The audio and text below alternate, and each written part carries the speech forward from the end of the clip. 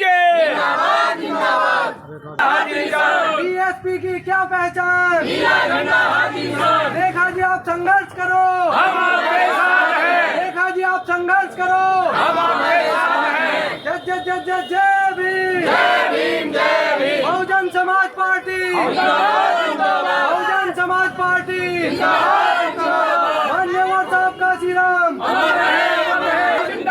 बहन कुमारी मायावती जिंदाबाद, मान्यवर साहब, मान्यवर साहब, मान्यवर साहब, बहन कुमारी मायावती जय, बहन कुमारी मायावती जय। बीएसपी की क्या पहचान, रेखा जी आप संघर्ष करो, हम आपके साथ हैं, रेखा जी आप संघर्ष करो, हम आपके साथ हैं। जय जय जय जय जय भीम, बहुजन समाज पार्टी, बहुजन समाज पार्टी, मान्यवर साहब काशीराम, बहन कुमारी मायावती जय, बहन कुमारी मायावती जय। बीएसपी की क्या पहचान, रेखा जी आप संघर्ष करो, हम आपके साथ हैं, रेखा जी आप संघर्ष करो, हम आपके साथ हैं। जय जय जय जय जय भीम, बहुजन समाज पार्टी, बहुजन समाज पार्टी, मान्यवर साहब काशीराम, बहन कुमारी मायावती जिंदाबाद, मान्यवर साहब, मान्यवर साहब, मान्यवर साहब, बहन कुमारी मायावती जय, बहन कुमारी मायावती जय। बीएसपी की क्या पहचान, रेखा जी आप संघर्ष करो, हम आपके साथ हैं, रेखा जी आप संघर्ष करो, हम आपके साथ हैं। जय जय जय जय जय भीम, बहुजन समाज पार्टी, बहुजन समाज पार्टी, मान्यवर साहब काशीराम, बहन कुमारी मायावती जिंदाबाद, मान्यवर साहब, मान्यवर साहब, मान्यवर साहब, बहन कुमारी मायावती जय, बहन कुमारी मायावती जय। बीएसपी की क्या पहचान, रेखा जी आप संघर्ष करो, हम आपके साथ हैं, रेखा जी आप संघर्ष करो, हम आपके साथ हैं। जय जय जय जय जय भीम, बहुजन समाज पार्टी, बहुजन समाज पार्टी, मान्यवर साहब काशीराम, बहन कुमारी मायावती जय, बहन कुमारी मायावती जय। बीएसपी की क्या पहचान, रेखा जी आप संघर्ष करो, हम आपके साथ हैं, रेखा जी आप संघर्ष करो, हम आपके साथ हैं। जय जय जय जय जय भीम, बहुजन समाज पार्टी, बहुजन समाज पार्टी, मान्यवर साहब काशीराम,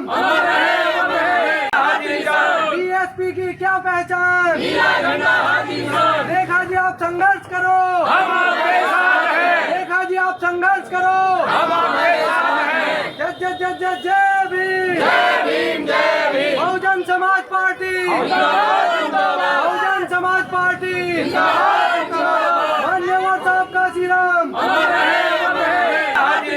बीएसपी की क्या पहचान, रेखा जी आप संघर्ष करो, जय भीम, मान्यवर साहब काशीराम जी अमर रहे। सामाजिक परिवर्तन की नायिका बहन कुमारी मायावती जिंदाबाद, बहन कुमारी मायावती जिंदाबाद। अब एक बार तालियां अपने लिए।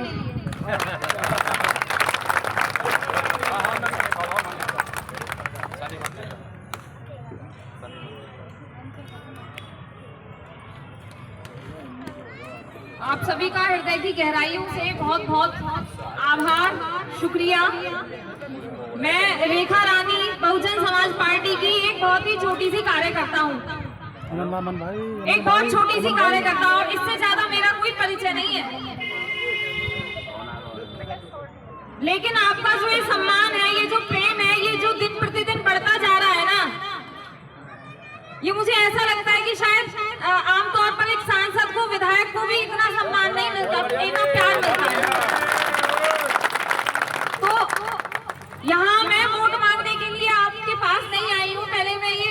कर देती हूँ,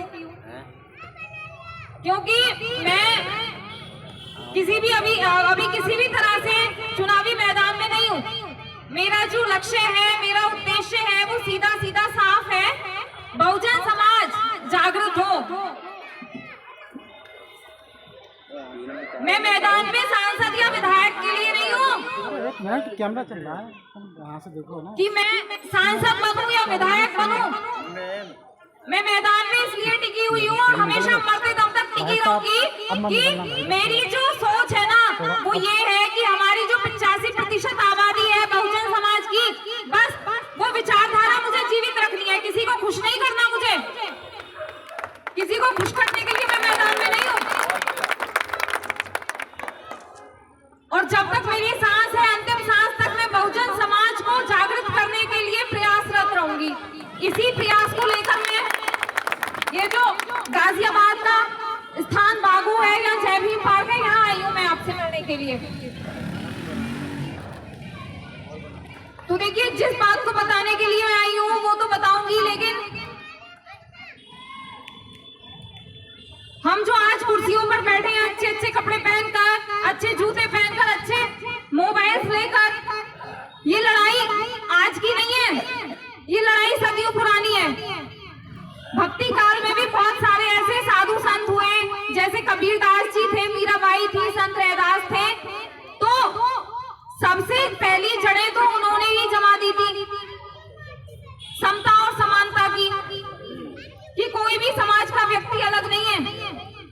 हर समाज का व्यक्ति, चाहे वो राजा की संतान हो या फकीर की हो, चाहे सड़क पर झाड़ू लगाने वाला व्यक्ति हो, सबको समान अधिकार मिले, सबको सम्मान मिले, इज्जत मिले और सभी समाज में आराम से रह सके, एक साथ मिलजुल कर। तो देखिए, समता और समानता का अधिकार दिलाने के लिए जो इतने महापुरुषों ने अपना पूरा जीवन दांव पर लगाया, उसके बाद बाबा साहेब डॉक्टर भीमराव अंबेडकर जी ने क्रांति का बिगुल बजाया था बहुत लंबे समय तक। दुनिया भर की समस्याओं को झेलकर, सामाजिक ऐसी चुनौतियों को फेस किया उन्होंने और समाज को जगाने का काम किया। ऐसे कानून बनाए, फिर उनको संविधान में संरक्षित किया, जिससे हमें आगे चलकर मजबूती मिले। और लगभग बाबा साहब अम्बेडकर के बाद भी ये जो समाज में स्थिति थी वो बदली नहीं थी। कुछ समय के लिए इस पर ब्रेक लग गया था, शांति। और इसके बाद दोबारा से मान्यवर श्री काशीराम जी ने, बाबा साहब ने तो पढ़ाई करी थी और वो अधिकार दिए थे जो संविधान में उन्होंने संरक्षित भी किए थे, कि आने वाले समय में किसी पर वो जुल्म या ज्यादती ना हो, जो उन्होंने फेस की। लेकिन मान्यवर साहब ने उसी क्रांति में दोबारा से ऊर्जा भरकर जमीनी स्तर पर वो काम किए, वो बिगुल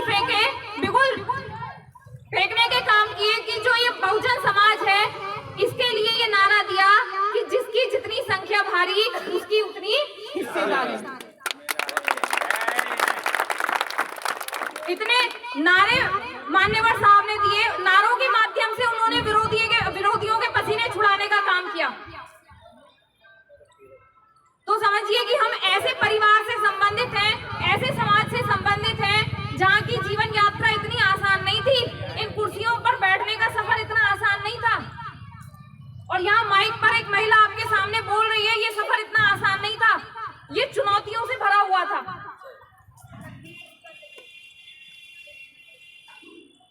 जहाँ गांधीवाद की हवा चल रही थी ना, तो उस हवा को दूर करके यहाँ की फिजाओं में अंबेडकरवाद का प्रचार प्रसार जो किया, वो मान्यवर काशीराम जी ने किया था। और तब उन्होंने कहा था, वोट हमारा, राज तुम्हारा, नहीं चलेगा, नहीं चलेगा। तो बस मेरा उद्देश्य किसी से वोट मांगना नहीं है। मैं जो अपना चेहरा समय समय पर दिखाती हूँ, लगभग 150 गाँव में अब तक मैं जा चुकी हूँ पिछले 2.5 साल में, तो मैं लोगों को ये बताती हूँ कि ये जो बहुजन समाज है ना, ये 85% है। इस संख्या को भूल मत जाना।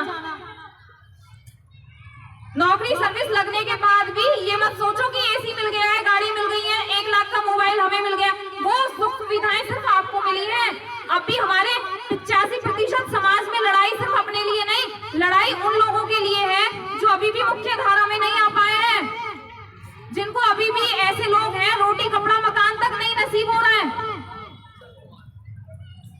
तो अगर हम चुप रहे तो आने वाली पीढ़ियों को फिर कौन जवाब देगा?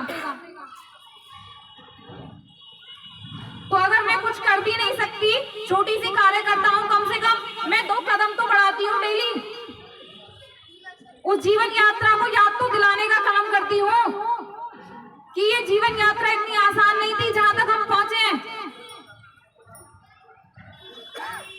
अब देखिए बहन जी है तो मान्यवर साहब की नजर ऐसे ही तो बहन जी पर नहीं पड़ी थी, शिक्षित थी, साथ में विचारों में दृढ़ता भी थी, मुंह पर बात कहने का हुनर था उनमें, गलत चीज बर्दाश्त नहीं थी, इसलिए मान्यवर साहब को वो चेहरा पसंद आया था।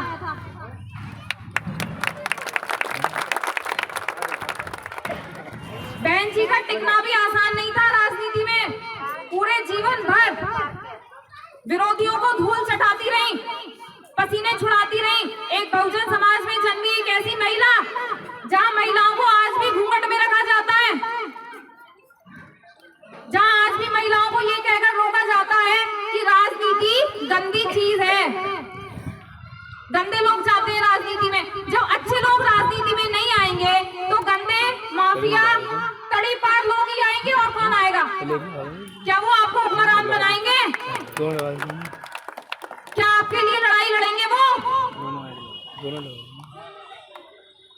तो मैं इस उद्देश्य से समय समय पर लोगों से मिलती हूँ कि अभी देखिए MLC है तो यहाँ आप ये बिल्कुल ना सोचे कि मैं प्रत्याशी हूँ, मैं सिर्फ जागरूक करने का काम कर रही हूँ लोगों को अपने स्तर से।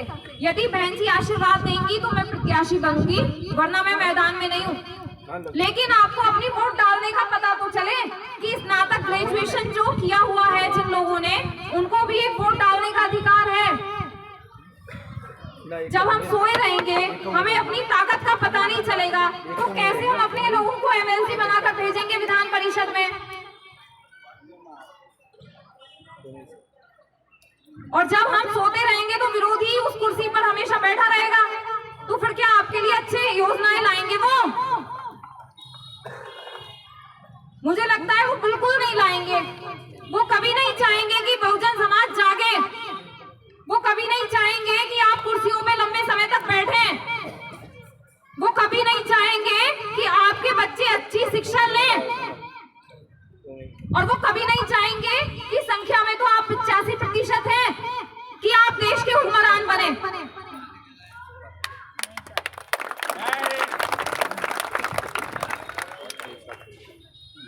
तो जब जागृति ही सारी समस्याओं का निवारण है तो क्यों ना समय रहते हम जाग जाएं।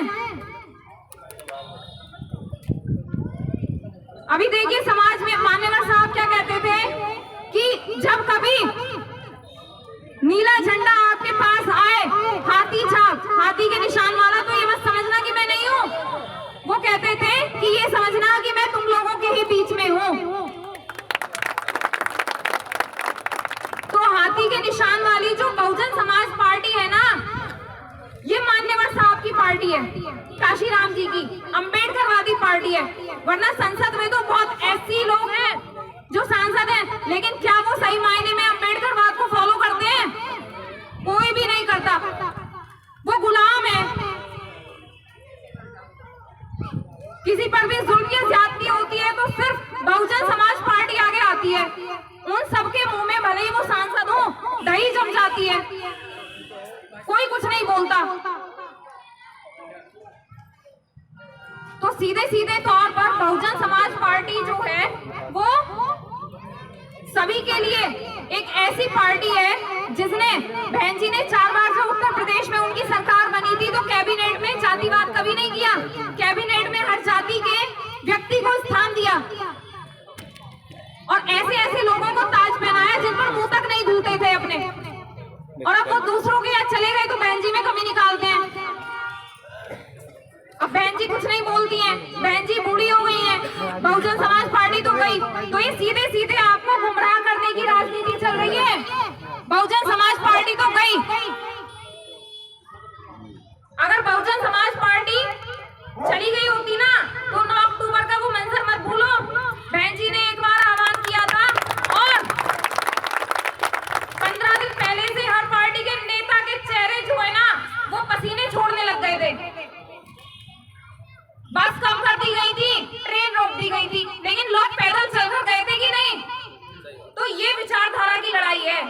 यहाँ वो पैसे से नहीं गए थे लोग, 100-100, 200 रुपए में जैसे और लोग बुलाते हैं, वो अपने बहुजन महापुरुषों के संघर्ष को, जिसको उन्होंने देखा है, सामाजिक विषमताओं को और समाज में जो ये छुआछूत और भेदभाव चल रहा है, इसको उन्होंने महसूस किया। इसके लिए वो गए कि शायद 5वीं बार हमारी बहना फिर से मुख्यमंत्री बने और इन विरोधियों को फिर से सबक सिखाए।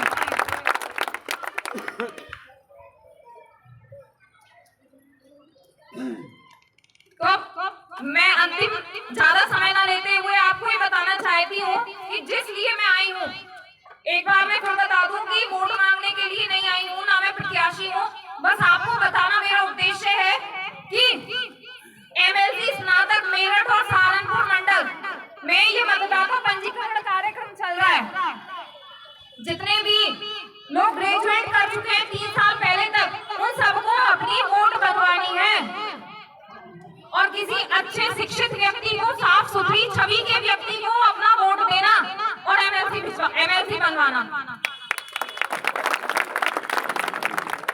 और इस मैदान में मैं बिल्कुल भी नहीं हूँ जब तक बहन जी मुझसे ना कहें या बहन जी का आशीर्वाद ना मिले। लिमिट क्या बताई? 3 साल पहले मतलब? नहीं, ग्रेजुएशन को 3 साल हो चुके हों, एक 2022 तक की हुई होनी चाहिए। हाँ, तो इसकी आखिरी जो तारीख है वो 6 नवंबर है वोट बनवाने की। तो जिन्होंने अभी वोट नहीं बनवाई है वो वोट बनवाओ, और जिन्हें जागरूकता नहीं है अपने स्तर से उन्हें जागरूक करो। अरे किसी को भी 2 वोट अंतिम रूप से, लेकिन 2 तो किसी को भी 2, अच्छा व्यक्ति होना चाहिए। तो देखिए 9 जिलों को मिलाकर एक एमएलसी बनता है। मेरठ और सहारनपुर मंडल के इसमें 2 मंडल हैं, इसमें 9 जिले आते हैं। वोट बनवाने के लिए आपको स्नातक होना अनिवार्य है। ग्रेजुएट व्यक्ति इसमें वोट डालते हैं, पढ़े लिखे लोग। और ग्रेजुएशन भारत में कहीं से भी किया हो, लेकिन आधार कार्ड 9 जिलों का ही चाहिए, जिसमें सहारनपुर मंडल में मुजफ्फरनगर है, सहारनपुर है और शामली है। बाकी 6 जिले जो है ये मेरठ मंडल में आते हैं। 6 जिले हैं, बुलंदशहर है, गौतम बुद्ध नगर है, और आपका ये गाजियाबाद है, हापुड़ है, मेरठ है, और एक है बागपत। ये 6 जिले हैं। तो जो आपका आधार कार्ड है इन 9 जिलों का ही होना चाहिए। ग्रेजुएशन आपने पूरे भारत में कहीं से भी करी हो। और वोट बनवाने के लिए जो डॉक्यूमेंट चाहिए उसमें आधार कार्ड, ग्रेजुएशन फाइनल ईयर की मार्कशीट या डिग्री, एक पासपोर्ट साइज फोटो, और जो वोटर फॉर्म है उस पर आपके साइन होने चाहिए। ये 4 चीजें हैं बस। और रविवार के दिन ये चुनाव होता है, पेन आपको वहीं मिलेगा। बैलेट पेपर से ये चुनाव होगा। और पिछली बार लगभग 42 इसमें प्रत्याशी थे। प्रत्याशी बहुत होते हैं, 30, 40, 50, 60 कितने भी हो सकते हैं। तो यहाँ किसी पार्टी का सिंबल नहीं होता है चुनाव चिन्ह, सिर्फ जो प्रत्याशी है उसका नाम और उसके फोटो को पहचान कर सामने वाले कॉलम में आपको 1 लिखना पड़ेगा। 1 लिखने का मतलब है आपकी उस प्रत्याशी को वोट चली गई है। और एक चीज और मैं क्लियर कर रही हूँ कि लोगों को लगता है जैसे कुछ ने पिछली बार वोट दी है तो उन्हें लगता है कि हमारी बनी हुई है वोट, इस बार हमको नहीं बनवानी है। तो हर बार चुनाव में नई वोट बनती है। पिछली जो लिस्ट है वो कैंसिल हो गई, इस बार नहीं बन रही है। और अगले 6 साल बाद जब चुनाव होगा फिर से ये पंजीकरण कार्यक्रम होगा, फिर से नया इसमें जो है आपको मतदाता बनना है। तो पिछला कोई रिकॉर्ड नहीं है जिन्होंने एमएलसी में वोट डाली है उनका। और देखिए इस बार सबसे अच्छी प्रक्रिया है ऑनलाइन प्रक्रिया, क्योंकि आजकल जो पढ़े लिखे बच्चे हैं ज्यादातर काम अपने मोबाइल से कर लेते हैं या लैपटॉप से।